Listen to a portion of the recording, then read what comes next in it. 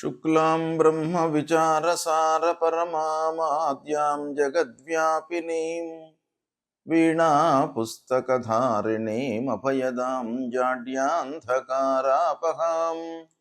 हस्ते स्फाटिकमालिकां विदधतीं पद्मासने संस्थितां वन्दे तां परमेश्वरीं भगवतीं बुद्धिप्रदां शारदां। శ్రీ మహాగణాధిపతయే నమః. శ్రీ మహాసరస్వత్యై నమః. శ్రీ గురుభ్యో నమః. పంచగ్రహ కూటమి ఈ సంవత్సరము 2026వ సంవత్సరంలో మనకు 17 ఫిబ్రవరి 2026 రోజున ఉదయం 9:06 నుండి 19 ఫిబ్రవరి 2026 మధ్యాహ్నం 3 గంటల వరకు చంద్రుడితో కూడుకున్నటువంటి పంచగ్రహ కూటమి. అంటే ఇది 2 రోజులే ఉంటుంది. ఇది అమావాస్య యుక్తంగా చంద్రుడితో ఉన్నటువంటి పంచగ్రహ కూటమి. అంటే ఈ 5 గ్రహాల లోపల సూర్యుడు, చంద్రుడు, శుక్రుడు, బుధుడు, రాహువు వీళ్ళు ఇన్వాల్వ్ అయి ఉన్నారు. అంటే చంద్రుడు, సూర్యుడు, రాహువుతో ఇన్వాల్వ్ అయి ఉన్నటువంటి ఈ పంచగ్రహ కూటమి 2 రోజులు ఉంది. ఇందులో అమావాస్య కూడాను సంభవిస్తుంది. ఇది ఒక పంచగ్రహ కూటమి. తర్వాత రెండవసారి కూడాను మనకు పంచగ్రహ కూటమి వస్తుంది. అది 23 ఫిబ్రవరి 2026 రోజున మధ్యాహ్నం 11:48 నుండి 1 మార్చి 2026 అర్ధరాత్రి 12:57 వరకు ఇక్కడ కుజుడితో కూడుకున్నటువంటి పంచగ్రహ కూటమి ఏర్పడుతుంది. అంటే ఈ పంచగ్రహ కూటమిలో చంద్రుడు లేడు. చంద్రుడిని మినహాయించి అంటే చంద్రుడు కాకుండా మిగతా గ్రహాలతో ఏర్పడేటువంటి పంచగ్రహ కూటమి అన్నమాట. ఇది ఎక్కువ రోజులు ఉంటుంది. చంద్రుడితో ఇన్వాల్వ్ అయి ఉన్నటువంటి పంచగ్రహ కూటమి 2-2.5 రోజులే ఉంటుంది. చంద్రుడు లేకుండా మిగతా గ్రహాలతో ఏర్పడినటువంటి పంచగ్రహ కూటమి కనుక ఇది ఎక్కువ రోజులు. అంటే 23 ఫిబ్రవరి నుండి మనకు 1 మార్చ్ అర్ధరాత్రి వరకు ఉంటుంది. అంటే ఇక్కడ 5 రోజులు, ఇది 1 రోజు. అంటే 6-7 రోజులు ఈ పంచగ్రహ కూటమి చంద్రుడు లేనటువంటి పంచగ్రహ కూటమి అన్నమాట. ఇది చాలా ప్రభావాన్ని చూపిస్తుంది. వ్యక్తిగత ప్రభావం కంటే కూడాను ప్రపంచవ్యాప్తంగా, దేశవ్యాప్తంగా, రాష్ట్ర వ్యాప్తంగా మనకు ప్రమాదాలు, సంఘటనలు, ఆకస్మికమైనటువంటి ఇబ్బందులు, మార్కెట్ లోపల ఉన్నటువంటి ధరలు పెరగడము, పతనం కావడము, ఇలాంటిది మనకు ఊహకు అందనటువంటి ఎన్నెన్నో విషయాలు ఈ పంచగ్రహ కూటమి సందర్భంగా జరిగేటువంటి అవకాశాలు చాలా ఉంటాయి. కాబట్టి ఇలాంటి ప్రభావము అంటే ఈ గ్రహాలతో ఏర్పడుతున్నటువంటి పంచగ్రహ కూటమి మనకు రాశి ప్రకారంగా ఎలా ఉంటుంది, అంటే వ్యక్తులకు ఎలా ఉంటుంది. అంటే ప్రపంచం అంటే మట్టి కాదు, మనుషులతో కూడుకున్నటువంటిదే ప్రపంచం. అంటే ప్రపంచవ్యాప్తంగా సామూహికంగా ఎఫెక్ట్ అనేటువంటిది ఈ గ్రహ కూటమి మూలకంగా జరుగుతుంది అనేటువంటిది శాస్త్రం చెప్పినప్పటికీ ఇందులో ఇన్వాల్వ్ అయి ఉన్నటువంటి వాళ్ళు ఎవరు? ప్రజలు. కాబట్టి ఈ ప్రజలు ఆయా రాసులలో ఉద్భవించినటువంటి వాళ్ళు కనుక ప్రధానంగా రాశి పరంగా ఈ పంచగ్రహ కూటమి యొక్క ప్రభావము ఎలా ఉంటుంది అనేటువంటి విషయాన్ని మనము తెలుసుకుందాం. కర్కాటక రాశి వారికి ఈ పంచగ్రహ కూటమి యొక్క ప్రభావం ఎలా ఉంది అంటే కర్కాటక రాశిలో జన్మించినటువంటి వాళ్ళు.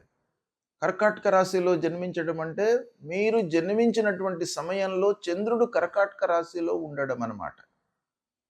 అలాంటి జాతకులకు ఈ పంచగ్రహ కూటమి యొక్క ప్రభావం ఎలా ఉంది అనే విషయాన్ని చూసినట్టయితే ఈ పంచగ్రహ కూటమి లోపల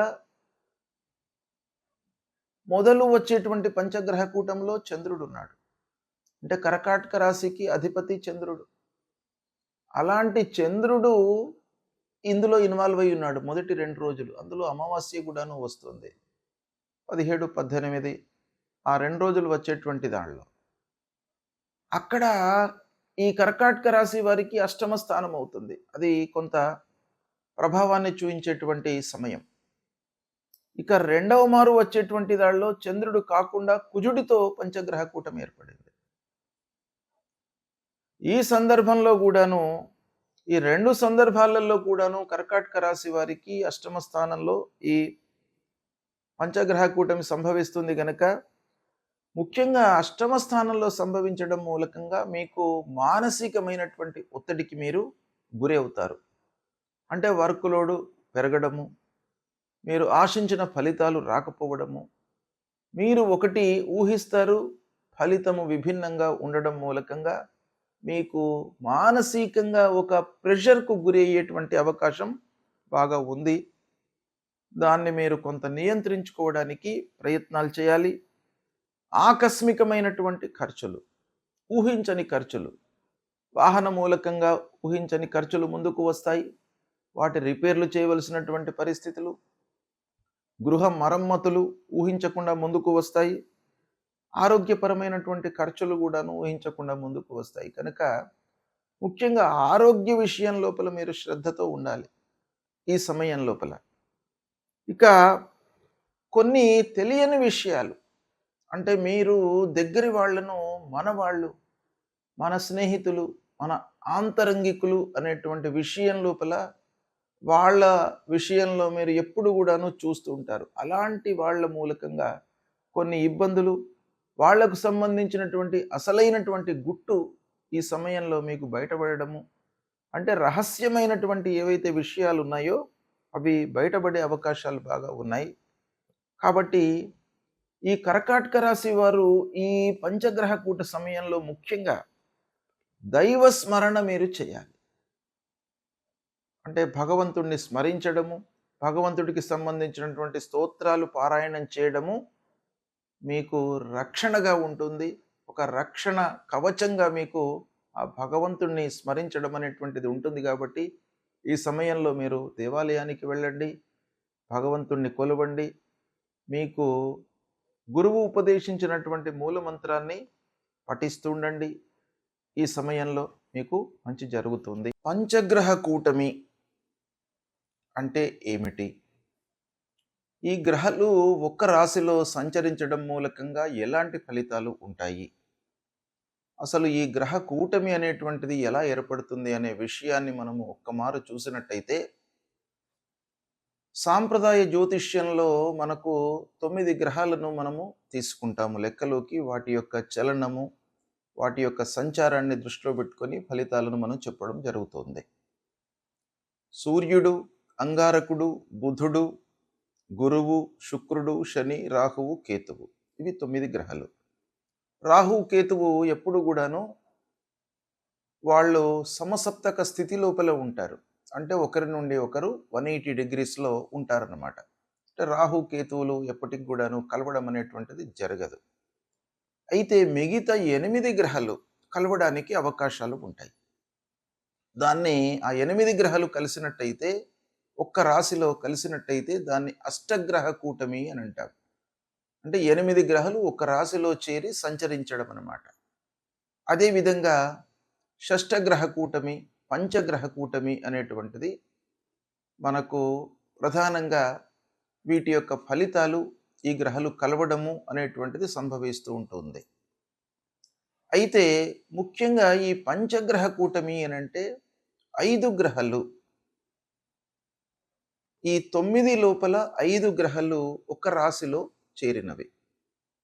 అంటే కుంభరాశిలో ఈ 5 గ్రహాలు సూర్యుడు, అంగారకుడు, బుధుడు, శుక్రుడు, రాహువు. శని మీనరాశిలో ఉన్నాడు, కేతువు సింహరాశిలో సంచరిస్తున్నాడు. చంద్రుణ్ణి మినహాయించి మనం చూసినట్టయితే 5 గ్రహాలు కుంభరాశిలో చేరినవి. ఈ కుంభరాశిలో సంచరించడాన్ని మనం ఏమంటాం? పంచగ్రహ కూటమి అని అంటాం. ఈ పంచగ్రహ కూటమి మూలకంగా మనకు ఎలాంటి ఫలితాలు ఉండబోతున్నాయి, ఎలాంటి ఫలితాలు ఉంటాయి జనరల్గా అనే విషయాన్ని మనం చూసినట్టయితే, సామూహిక కర్మ ఫలితాలను ఒక్కసారి బయటకు తీసుకువచ్చేటువంటి ఒక స్థితి ఏర్పడుతుందన్నమాట ఈ కూటమి సమాగమం మూలకంగా. అంటే గ్రహాలన్నీ కూడాను కలిసి సంచరించడం మూలకంగా సామూహికంగా కర్మలు, సామూహికంగా చేసేటువంటి పనులపై మనకు ఎక్కువ ప్రభావాన్ని చూపిస్తుంది. అంటే దీని సూక్ష్మంగా మనం చూసినట్టయితే ఇది వ్యక్తుల కంటే కూడాను ఈ గ్రహ కూటమి మూలకంగా కలిగేటువంటి ఫలితాలు ప్రపంచవ్యాప్తంగా, దేశవ్యాప్తంగా, రాష్ట్ర వ్యాప్తంగా ఎక్కువగా ప్రభావాన్ని చూపిస్తాయి. అంటే ప్రపంచవ్యాప్తంగా ఎలా ఉంటాయి, ఎక్కువ సంఘటనలపై ప్రభావం చూపిస్తుంది గనక ప్రపంచ స్థాయిలో ఎలాంటి ప్రభావాలు ఉంటాయి, ప్రపంచ స్థాయిలో మనకు ఉండేటువంటి ప్రభావము సంఘటనలు ఏంటంటే రాజకీయ పరంగా, రాజకీయంలో ప్రపంచవ్యాప్తంగా దేశాలలో రాజకీయ మార్పులు, ప్రభుత్వాలపై ప్రజల యొక్క అసంతృప్తి, నియంతృత్వ పాలనలకు చరమగీతం పాడడము, అంటే నియంతృత్వ పాలనలు బలహీనపడము, తర్వాత కొత్త రాజకీయ కూటమిలు ఏర్పడము, అంతర్జాతీయ ఒప్పందాలు, యుద్ధాలు, ఉద్రిక్తతలు, వీటిపైన కూడాను చాలా ప్రభావం చూపిస్తుంది. అంటే సరిహద్దు వివాదాలు మళ్ళీ చెలరేగే అవకాశాలు ఉంటాయి.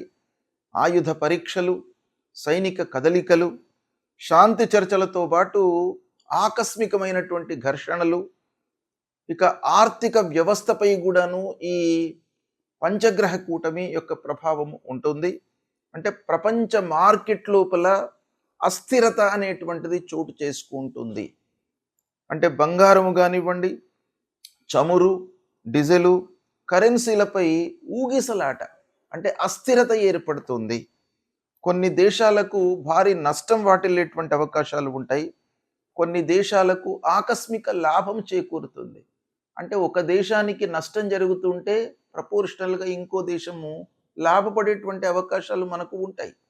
అవన్నీ కూడాను ఈ యోగం మూలకంగా సంభవించే అవకాశాలు ఉంటాయి. అంతేకాకుండా ప్రకృతి లోపల వైపరీత్యాలు ఏర్పడతాయి.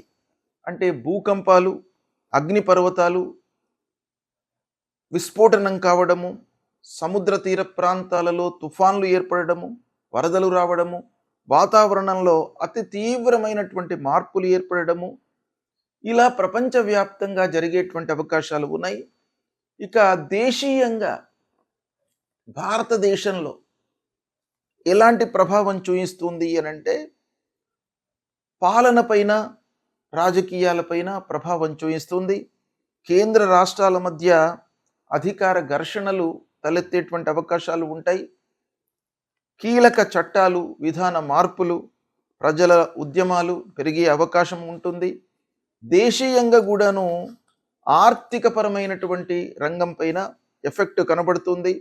అంటే స్టాక్ మార్కెట్లు ఆకస్మిక పతనము, పునరుద్ధరణ, వ్యవసాయము, మౌలిక వసతులు, పెద్ద పెట్టుబడులపై ప్రభావము, కొత్త పన్నులు లేదా ఆర్థిక విధానాలు, భద్రతపై, రక్షణపై కూడాను ప్రభావం చూపిస్తుంది.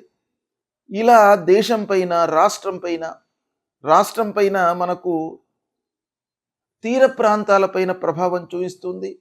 రాష్ట్రానికి సంబంధించినటువంటి ఖనిజాలు, పరిశ్రమలు, వ్యవసాయం ప్రధానమైనటువంటి రాష్ట్రాలు ఏవైతే ఉన్నాయో ఆ రాష్ట్రాల లోపల వర్షపాతము అసమానతగా ఉండడము, అంటే మనకు కాలానికి అనుగుణంగా వర్షాలు పడకపోవడము, దాన్ని అసమతుల్యంగా వర్షాలు పడడము, తద్వారా పంటల ధరల లోపల మార్పు, ఇవన్నీ కూడాను ఉండే అవకాశాలు ఉంటాయి.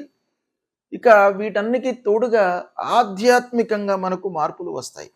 అంటే ఇన్ని కష్టాలు ఒక పక్కన వచ్చే అవకాశాలు ఉంటాయి కాబట్టి సహజంగా మానవుడి లోపల ఆధ్యాత్మికత అనేటువంటిది పెరుగుతుంది. అంటే ప్రజల లోపల ధ్యానము, భక్తి ప్రపత్తులు, ఆధ్యాత్మిక చింతన, తర్వాత పాత సంప్రదాయాలకు సంబంధించినటువంటి విషయాలపై మనస్సు నిలపడము, సంప్రదాయ గ్రంథాలను చదవడము, గురువులను సేవించడము, సాధువులను సందర్శించుకోవడము, ఇలాంటి ఫలితాలు మనకు పంచగ్రహ కూటమి మూలకంగా ఓవరాల్గా ఉండే అవకాశాలు ఉంటాయి. వీటి నుండి అధిగమించడానికి మన సంప్రదాయం ప్రకారంగా ఏవైతే చెప్పారో, ఏం చెప్పారు, ఇలాంటి విపత్తులు జరుగుతున్నటువంటి సమయం లోపల మానవులందరూ కూడాను భగవంతుణ్ణి ఆరాధించడము, భగవంతుడికి కావలసినటువంటి జప తపాదులు, హోమాలు చేయడము, తద్వారా ఇవన్నీ కూడాను తగ్గేటువంటి అవకాశాలు ఉన్నాయి. మన హిందూ సాంప్రదాయంలో ఒక ఉత్కృష్టమైనటువంటి స్థితి మానవుడికి ఇచ్చింది. ఏంటంటే కరెక్షన్ చేసుకోవడానికి విపత్తులు సంభవించినప్పుడు భగవంతుణ్ణి మీరు ఆరాధన చేసినట్టయితే తప్పకుండా ఇవన్నీ కూడాను తగ్గుతాయి అనేటువంటిది ఒకటి మనకు శాస్త్రంలో చెప్పింది ఉన్నది. కాబట్టి ఇలాంటివి జరుగుతున్నప్పుడు భగవదారాధన, హోమాలు, యాగాలు, స్తోత్ర పారాయణాలు నిరంతరము చేయడం మూలకంగా ఇలాంటి ప్రభావాలు తగ్గి ప్రజల లోపల సుఖశాంతులు కలిగేటువంటి అవకాశాలు ఉంటాయి. శుభం.